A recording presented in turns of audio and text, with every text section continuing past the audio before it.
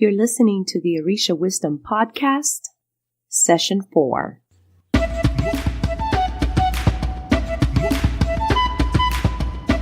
Welcome to the Orisha Wisdom Podcast, where positivity and spirituality create an enhanced life's journey with the wisdom of Ifa and Orisha. I am your host, Iya Omileti Olubumi.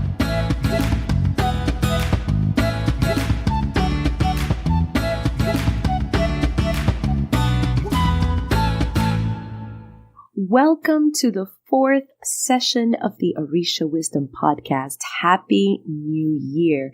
This is the first podcast of 2018. Amazing.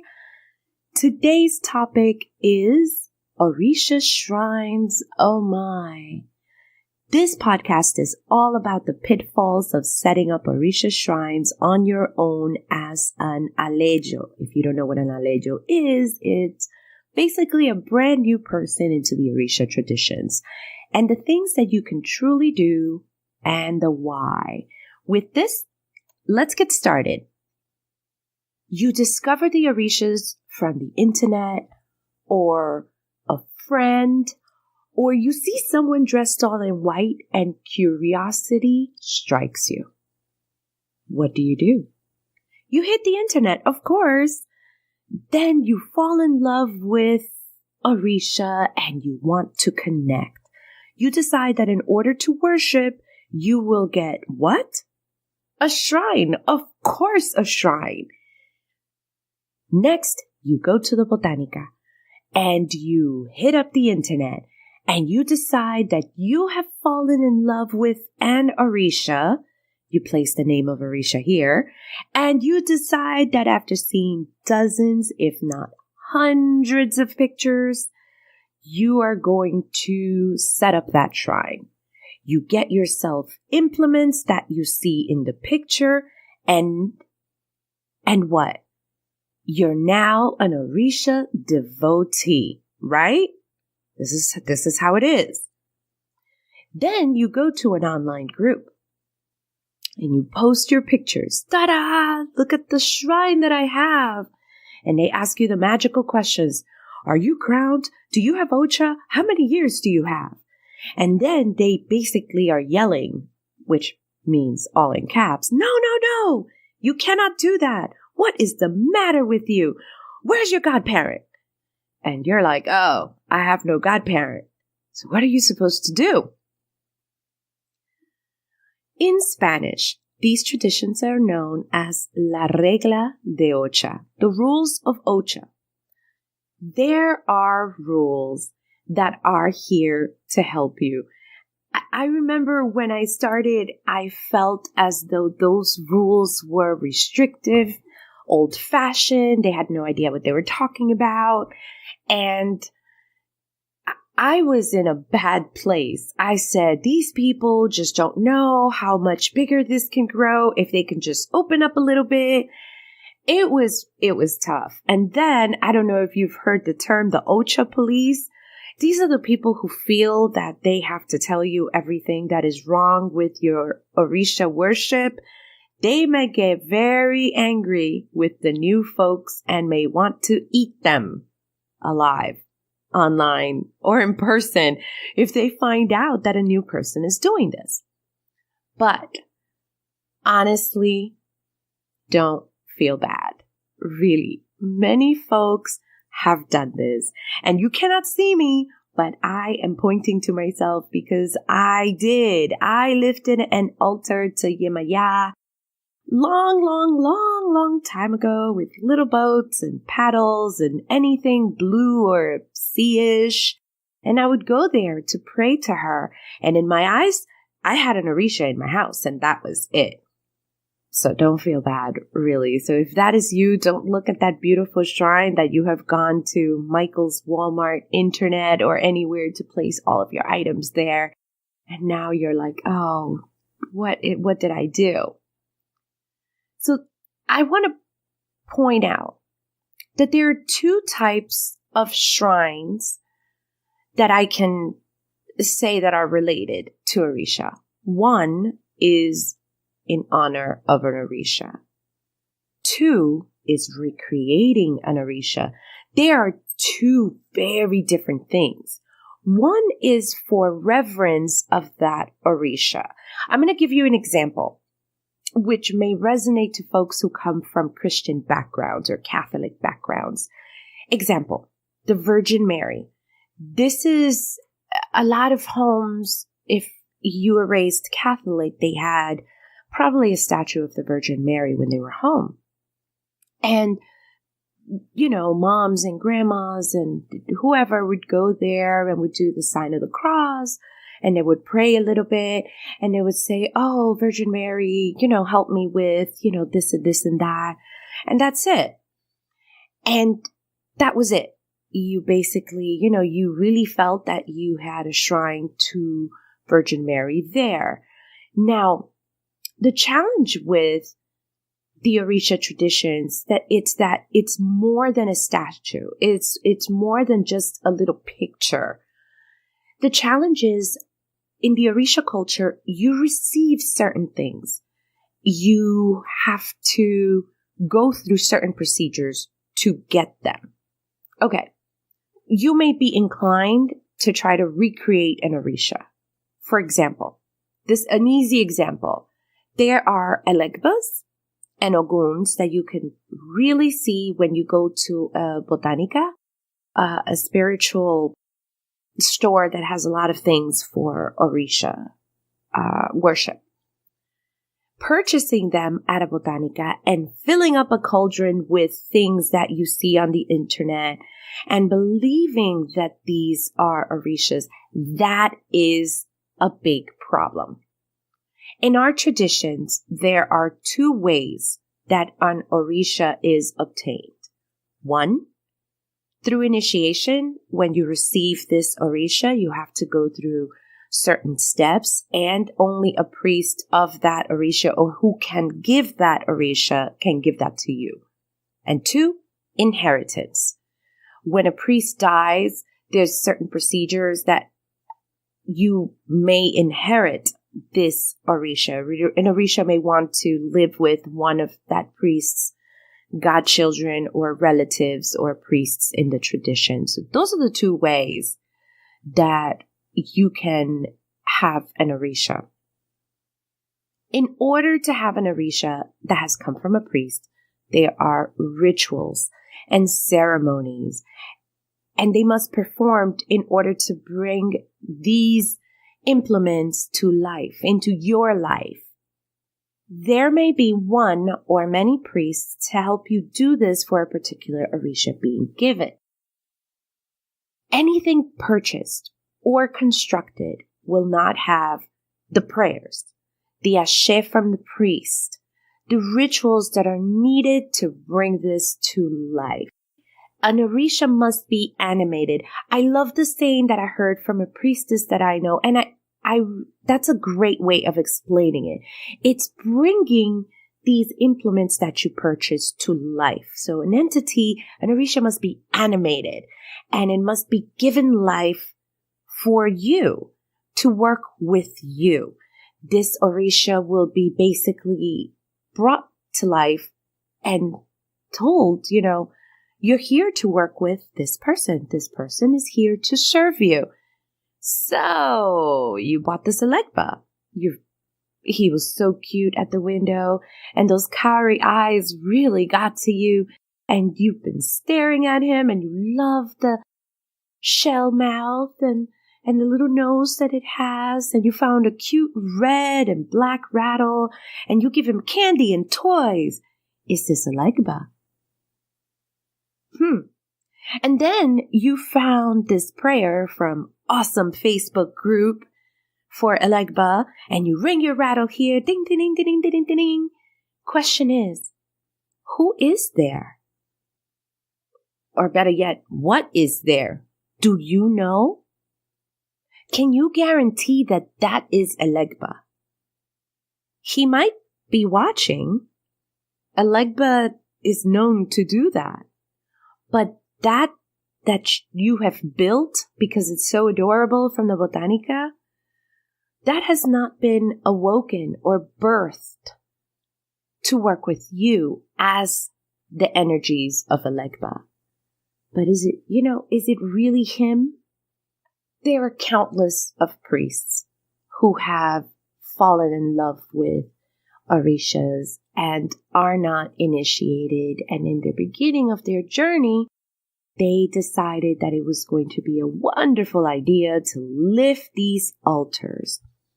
It's almost like a yes and a no at the same time, because you feel this pull, this very strong magnetic pull that you want to do this. You need to do this. But at this moment, I would say it would not be wise. There are many priests that I know that not only had either recreated Orishas that they themselves had sort of put together from what they found, or they decided to bring a picture of an Orisha or a statue that reminds of an Orisha, and they were bringing offerings here. They were doing a lot of things. And here's the problem with that. What if there's some Egun who is boundless and is walking around, and there's a bright light. Somebody's praying, and there's a candle too. Oh, they just put down some coffee. I'm going to go check that out. And this Egun goes and lands in your house. And here you are ringing a rattle, lighting a candle, putting fruits and, I don't know, let's use it like buying candies and toys. And you're putting all of these things and you're praying there every morning and every night. And you are really into your prayers. You really feel that you're praying to Elegba and you are ringing that rattle and you are praying to some Orisha Oriki that you found on the internet, and hopefully you're pronouncing it right. And this Egun is like, I don't know what they're saying, but I like this candle. I like the fact that somebody's here paying attention to me. So here's the thing. Now you have this Egun that was just walking around and landed in your house, and you are praying to what you think is Elegba, but it's some Egun. We don't know what kind of Egun this is. And this Egun is really liking what you're doing. This Egun is pretty happy that you are calling him, because now he feels this is for him every single day. And I don't know, let's say you got busy. It's been a week. You haven't gone to your Elegba shrine. And this Egun is like, wait a minute. Nobody has paid attention to me in a week. Where's my coffee? And I like my little toys. Somebody needs to run to the 99-cent store to get me some toys. Let me kind of make myself known. All of a sudden, negative things start happening in your house because this entity is not thrilled that you have forgotten him for a week. This is what I mean by spiritually crazy things happening in your house. What do you do? Just think about that for a moment. What do you do at this time? Now, if you deset this shrine that you have built, there may be more trouble, because now that spirit is like, oh, no. I like this candle. I like my coffee every day, and I like my tea at night. I like my toys, and I don't know what you're saying, but I like it. No. And they may continue to cause mayhem in your house. Now, I haven't mentioned Orisha because the rituals haven't been done to bring them into your home. So what do you have there that's causing havoc in your house? I've seen people who have raised so much mayhem and spiritual stuff in their house that they're like, this Orisha tradition is not for me. I did everything that I could, and now everything is turned up. My husband and I are fighting. My kid just had an accident. I lost the keys to my car. everything is just the energy in my house is funky. It's that Orisha. The Orisha did that. Can you really say that it was? And then you lose your faith on something that was not caused by Orisha, that was basically caused by you raising a shrine, as simple as a shrine, caused all this havoc. What if you really have an affinity to an Orisha? Does this mean that you cannot have anything in your home? What does this mean for you? So let's go back to the example of the Virgin Mary for the Catholics. They have a statue in their home to remember their saints. They pray, they light little candles, they do their rosary prayers in front. This Virgin Mary was not birthed through ceremonies, prayers, songs, herbs, and sacrifice as an Orisha would be. This is a very big difference. Can I keep a little statue of a Yemaya that I bought from the Botanica and just keep her and take care of her? Of course. Now, would I sacrifice a chicken to that? No, that is not an Orisha. Would I bring a bunch of candies to that statue? I don't know. I have a statue that was given to me by a friend of mine who is my god sister during my yaoraje, and it's a beautiful statue of Yemaya. Now, I am crowned Yemaya, and I keep that statue with my Orisha. I love it. I think it's beautiful. I love the way it looks. I love it. But would I keep that statue separate and bring offerings to it? I probably wouldn't. One, because I do have an Orisha in the home. And two, because it's just a representation. I like what it means to me. I like to see her. I like the vibes, the energy that it gives. But I don't feel that that statue is my Orisha. You can have things in your home. I don't see why you can't. The problem is when you have it, you lift a shrine and you believe that there is an Orisha there. I'm going to go back again to the Catholic statue. If you break a Catholic statue, what's in it? It's nothing. It's just an empty vessel. If I were to crack my statue of Yemaya, it's empty inside. It's an empty vessel. The best way that I could explain it is anything could go in there. Anything. So why take a chance? If you are guilty of this, and again, you cannot see me, but I am pointing at myself. Don't feel bad. Here's one, really. Don't feel bad. A lot of people coming from different traditions have done this. They fix their shrines later, but a lot of us have. I'm going to give you some guidelines. If you haven't done this and are really itching to go get something, I'm going to give you a couple of guidelines and some tips to kind of help you navigate across this. Because I promise you, with time, if you're an Orisha devotee, you will get your shrines. You're going to get them. You're going to be responsible for them. You will have a lot to keep you busy. But in the meantime, number one, do not buy any Alegbas, Ogun pods, or Orisha terrines at any botanica or internet store. Just don't. There's so many things that can go wrong with buying these things so that you can recreate them on your own. Which brings me to number two. Do not recreate an Orisha based on any book. I don't care who wrote it. Nobody. No internet source. No video on the internet. I don't care what you see in so-and-so's house. Do not try to recreate an Orisha based on anything. 3. Do not download any prayers online or through books and think that if you are praying to these, you will be praying to the Orisha, and especially the Yoruba prayers, the Arikis. If you're working with a priest and you are starting out, they might give you a prayer in your language.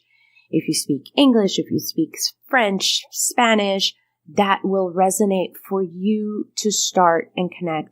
And usually in the beginning, you will get a lot of things for Egun, especially Lukumis. They really start with Egun worship. If you are in other houses, you may start with a lot of Ori work, which is your highest self. And you may start there instead so that you can connect. And you may feel, but no, I want to pray to Chango. Please give me a prayer. Give me an Oriki. Give me something. I want to have lightning rods all over my house. I really would like to highly discourage you from doing that. It could bring a lot more problems spiritually than what you yourself are ready to handle. And then you're going to have to bring in a priest and you're going to have to get a reading and priest, and things may have to be done to your house, which is unnecessary money that could have been avoided if you just hung tight. Just hang in there. Now, what if you're like, but I need something. I must have something. Give me something. There are many statues that represent the Orishas, either in Orisha form or in the synchronized saints. For example, Chango could be a statue of a man wielding thunder in his hand, or as Saint Barbara, Santa Barbara. There's nothing wrong with that, as long as you know that you do not have an Orisha there, but a representation of this which you love. Another thing that I have to give you is, there are many folks that when they were starting out, I didn't have that many shrines. I really just had two, and that was enough for me.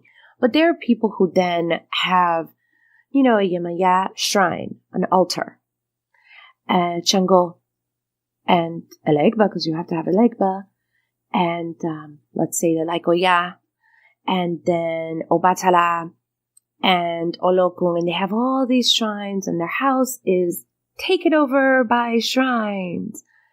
What happens is there's too much energy confusion in there, especially when you didn't receive these. They weren't able to be set up by a priest. The energy in that place is not going to be what you are hoping to create, which is a calm, peaceful energy. Too many shrines is not always a great thing either.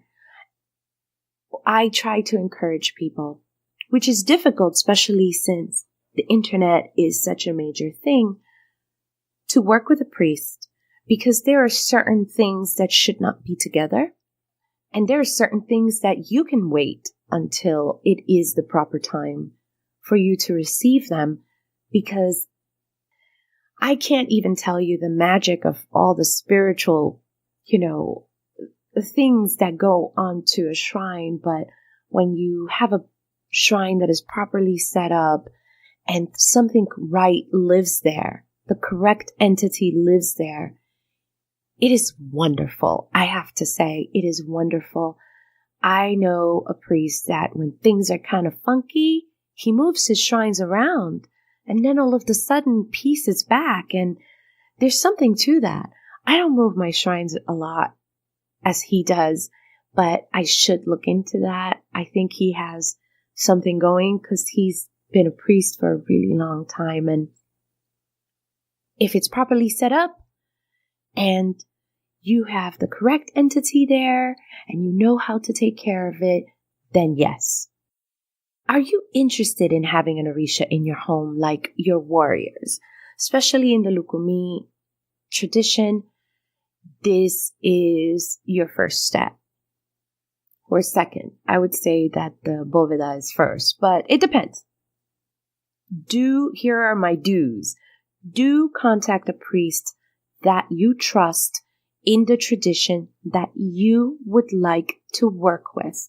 You have Lukumi, traditional Yoruba. I'm going to mention the three. Normally I say Lukumi or traditional Yoruba, but Lukumi they deal with Orisha, and you're not going to hear Santa Barbara. But some folks do both in that tradition. Santeria, you would hear Santa Barbara, San Lázaro instead of Babaluaye or Obaluaye. Then that would be Santeria or traditional Yoruba, and that comes straight from Nigeria. It is not, they do things a little bit different. Their system is different. Their initiations are different. Do get in contact with a priest within the tradition that you are most comfortable with, and do get a reading. See if this is a step for you to receive XYZ. Do participate in the process of receiving your Orisha. There are some folks, for example, when I received my warriors, I was asked to bring a list of things. And I brought it to the Babalawo because my first Elegba was from Ifa. And he said, okay, I'll call you and I'll let you know when it's ready. And I left. I wish that I would have said, I would like to stay. Can I help? Or something. I understand that many priests will not allow an aleyo to participate in any way, and it is understood that there are many things that go into an Orisha. But maybe, I don't know, maybe there are things that can be done if it's done in a group. Maybe you can participate in making the food or clearing the space. Participate. I feel that when you are in participation of receiving an Orisha, there is a bigger connection than if, okay, here's your Orisha, here you go, and his name is so-and-so, and his path is so-and-so, and here's a list of what to do, and bye, have a good life. There's a big difference of watching or participating or being around an entity being birthed to work with you. There's something just super amazing about that. And I can say that there are several Elegbas in my life, and the one that I connect with the most is the one that I was there and participated and was around in its creation. And I love him so, so much, and I connect with him, and I participated. Everything that I have that I've participated or been around in, I have truly connected with. So do participate in the process. If you cannot be in the room, I don't know, be around and you'll hear the prayers and you'll hear the songs, and just think about it. They're creating this for me to work with. It's going to help me. It's going to help me spiritually. It's going to help me evolve. It's going to help me get better. So do participate. Here's another do get assistance with setting up a shrine. The first shrine that you should set up would be the ancestral shrine. If you're following the Lukumi path, you'll hear it being called a bóveda. If you follow, for example, another path, just the ancestral one, it will be slightly different. Do get assistance from a priest to help you set that up. It might be tempting. It might be, but steer away from trying to recreate an Orisha shrine based on what you see on the internet. Bad eguns, chaos in the house. It is so not worth it. I'm laughing because I may tell the stories. I think we may have to do another one because the shrine issue has been an ever-flowing question in our Facebook group and other groups. You know, I've set up a shrine. I want to set up a shrine. What do I do? Where do I go? And I feel that the trouble that it brings is not worth it. Just take your time. If you have to say, you know, oh, I love Yamaya and I need to have her. The truth is, Orishas are around us constantly. They are the element. Whoever tells you that they only live in their shrine is crazy. You cannot contain the ocean. You cannot contain thunder. You just cannot. They are all around us. But those shrines that are given to us through initiation or other means, or when we go to worship in our godparents' house, those are animated, brought back to life, so that when we go there, they can be called upon to go to that spot to commune with us, to listen to us, to accept our offerings, our ebos, to give us some counsel. They are there for that. Do you think they're going to stay there the whole time? No. Yamaya's going to go run some ocean and some waves and underneath, and she's going to go help some women get pregnant and in their marriage and motherhood issues. She's not going to live there in my tureen, in my pot all the time. I know you want to have a shrine. And if you're looking at your shrine right now and this is you, you know what? Don't feel bad. Don't let anyone make you feel bad. A lot of us have done this. But now, if you know better, you do better. You can go, if you have recreated something, you're going to have to deset it, pull it apart. And one thing that I could suggest is, as you're pulling it apart, take your time and, you apologize and you said, my heart was in the right place. My heart was in the right place. I really wanted to worship, but this is not the right way. I need some assistance in getting this together. And when the time is right, I know that I will get what I receive. You pull it apart. I don't ask that you get rid of all of it, especially if it's a tureen and it costs you money. Just save it. You might need it for your own initiation, and boy, will you have a story to tell. If you have filled an Ogun pot with, I've seen it, with a bunch of rocks and a bunch of chains. I've seen a bunch of stuff and any metal, anything, spoons, knives, forks, pitchforks, everything in there, and wrapped it with a chain and do a whole bunch of stuff because it looks really good from the internet. I would discourage you to do that. The energies that could be called upon it are not worth it. And the truth is, we're here to honor Orisha, and they're here to help us. Well, we have reached the end of the fourth episode, the fourth session of the Orisha Wisdom Podcast. Thank you so much for listening. It was fun. I am looking forward to a year of fun topics and podcasts. For the show notes for this episode, go to www.orishawisdom.com/session4. And there you can receive all the show notes and anything that we mentioned. If you're interested in reaching out to our Facebook group, definitely come on over. We would love to have you as part of the community. There will be 2 questions asked and you can answer them and join us. The Facebook group is the Orisha Wisdom Community. And that way, come on over, join in our conversation. Let us know if you are one of these people who had a shrine and all of the stuff. We're here to support each other. We definitely believe in community, and we are not going to bash you for that because a lot of us have been so guilty of it.